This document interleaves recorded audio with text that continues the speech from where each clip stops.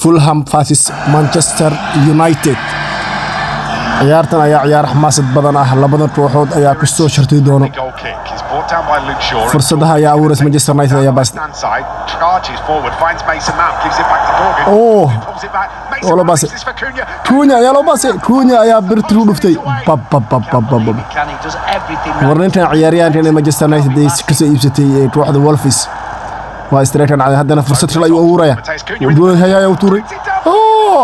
goolkiibaha Fulham ayaa ka beeniyay Cunha fursad oo goolkiibaha Manchester United soo tuuray asagii idulaha ayaa bes laakiin balse Leno ayaa ka soo horbaxay buloodka badbaadiyay ciyaarta ayaa wiil mareys ever Mboa Iwobi ayaa fursad darbo baraanka ka helay oo goolkiibaha Manchester United ka badbaadiyay Bulama ayaa la isku celinaya diidda janaaxa ee goolka Fulham والله فلان عياريهانودو دheerin waan wuxuu yihiin laakiin balse waxa la riixay Mount ayaa gool diilada janaaxa Manchester ayaa gool kala siiyay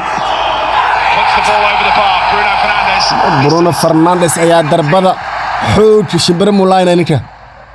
tor ayuu mari Manchester United ayaa gool hormartay Euro والله يورو على الدفاع عن فرانسيسكا بيقول يا مانشستر هذا اللي وان هل يبرواي امبو يا سطوري سميث رو سميث يا هذا بربري مانشستر يونايتد كابتن يا الدست مانشستر يونايتد عيارت يا هذا مرسو هل يا هل والله مانشستر كارت هذا اللي بني هارم مدوايا فرصة لاست minute ننعت مرتي أو بلون مرحة مانشستر يونايتد هدوء قبضة يا هذا البربري ودم بس عيارته يكسود لاتي هل مانشستر يونايتد لبض عيارات أوريسي كاش يكليه